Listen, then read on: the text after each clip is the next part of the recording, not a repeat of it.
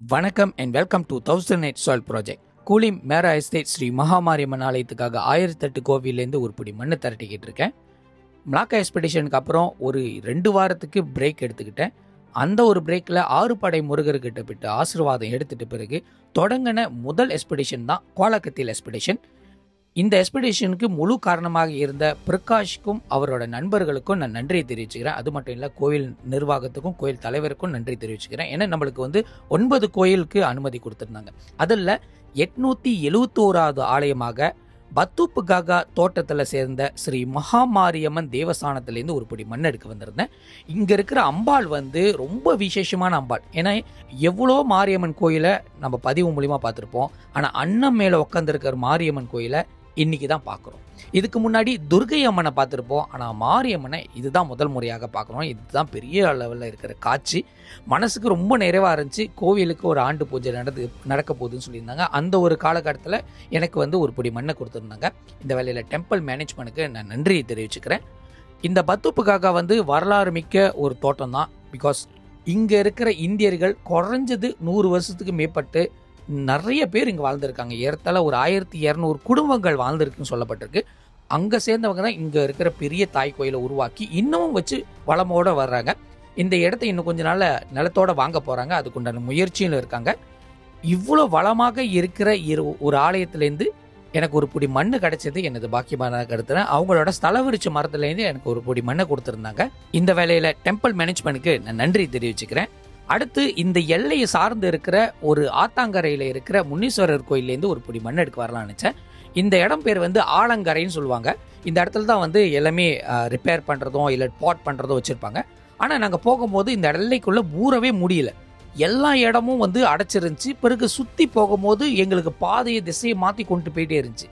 சரி, எதுக்கு வம்பு, மேபி கொஞ்சம் தாமதம் கழித்து போகலாம், கொஞ்சம் டைம் எடுத்துகிட்டு போகலான்னு சொல்லிட்டு நாங்களும் என்னை கூட்டிகிட்டு போகிற பிரகாஷோட நண்பரும் சரி எல்லாரும் முடிவு எடுத்துட்டு இன்னொரு இடத்துக்கு போயிருந்தோம்.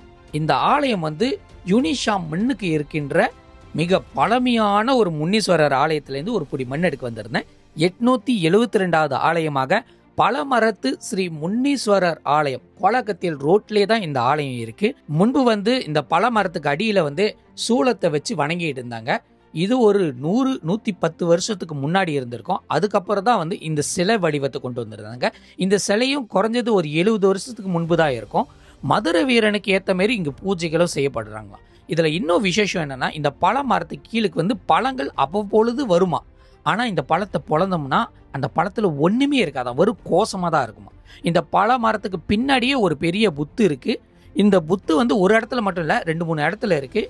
இவர் அந்த புத்தோடு சேர்ந்து இருக்கிற வாசி அது ஒரு பெரிய கொம்பானை எழுப்பி இந்த இடத்த தலை விரிச்ச மரமாக வச்சு பார்த்துக்கிட்டு இருக்காங்க. இந்த ஐயா கோயிலுக்கு பின்னாடி பார்த்தோமா சங்கிலி கருப்பரோட வழிபாடு இருக்குது, காளியம்மனோட வழிபாடு இருக்குது. முன்பு இங்கே ஒரு நல்ல ஒரு நதியும் ஆறும் ஓடிக்கிட்டு இருந்துச்சா. அதுக்கப்புறம் இந்த கிளாப்பசைட்டோட டெவலப்னால அந்த இடம் அப்படியே தேங்கி நின்றுச்சு. அதுக்கப்புறம் இந்த இடத்துல தண்ணி எடுத்து இந்த அபிஷேகம் பண்ணுறதெல்லாம் கிடையாதான். இங்கே மிகப்பெரிய விசேஷம் என்னன்னா, ஐயாவுக்கு ஆண்டு பூஜை நடக்கும். இந்த ஆண்டு பூஜையில் பெரிய லெவலில் திருவிழா நடத்துவாங்களாம். இந்த ஐயாவோட ஸ்தல வரிச்ச மரத்துலேருந்து அவரோட மரப்பட்டையும் பிறகு ஒரு பிடி மண்ணும் எடுத்திருந்தேன். இந்த வேலையில் டெம்பிள் மேனேஜ்மெண்ட்டுக்கு நான் நன்றியை தெரிவிச்சுக்கிறேன், நமக்கு ஒரு பிடி மண்ணை கொடுத்ததுக்கு. அடுத்து எங்களோட பயணம் அந்த பாதை மாறி போயிட்டு கண்டுபிடிக்க முடியலன்னு சொன்னோம்ல, அந்த ஆலயத்தை எப்படியாச்சும் மண் எடுத்து சொல்லிட்டு அப்படி இப்படி தேடி கண்டுபிடிச்சிட்டோம்.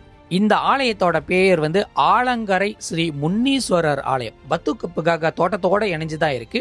கோலக்கத்திலோட இடத்துல தான் இந்த கோவிலும் இருக்கு. 873வது ஆலயமாக இந்த ஒரு ஆலயத்திலேருந்து ஒரு பிடி மண் எடுக்கிறது எனது பாக்கியம். இந்த இடத்துல முனீஸ்வரனோட வழிபாடும் நாகம்மாவோட வழிபாடும் இருக்கு. இந்த புத்து அப்படி படர்ந்து கோயிலோட வாசல் வரைக்கும் வந்திருக்கு. எனக்கு தெரிஞ்சு இந்த கோயிலை சுத்தியில இந்த மரத்தை சுத்தியே பெரிய லெவல்ல ஒரு பெரிய புத்து இருந்திருக்கு. மிகப்பெரிய விசேஷம் என்னன்னா, இந்த இடத்துல பல பேர் காட்சிகளை பார்த்துருக்காங்க. குறிப்பாக மலாய் நண்பர்கள் இந்த இடத்துல ஒரு தெய்வ நடமாட்டம் இருக்கு. யாரோ இந்த மரத்துலேருந்து வெளியாகி போகிற மாதிரி இருக்கு. ஒரு பெண்மணியை பார்த்துருக்கோம், ஒரு ஆணை பார்த்துருக்கோம் அப்படின்னு சொல்லியிருக்காங்க. அதெல்லாம் கேட்ட பிறகுதான் இந்த கோவிலுக்கு ஒரு ஏற்ற மாரி இளைஞர்கள்லாம் சேர்ந்து ஒரு காம்பவுண்ட் எழுப்பி இந்த கோயிலை காலகாலமாக வச்சு வழிபட்டுக்கிட்டு இருக்காங்க. இந்த வேலையில் இந்த டெம்பிள் மேனேஜ்மெண்ட்டுக்கும் நான் நன்றி தெரிவிச்சுக்கிறேன். கோலக்கத்தில் எக்ஸ்பெடிஷனில் இருக்கோம். நாளைக்கு உங்களுக்கு பல வித்தியாசமான கோயிலை அறிமுகப்படுத்த போகிறேன். See you soon. Bye.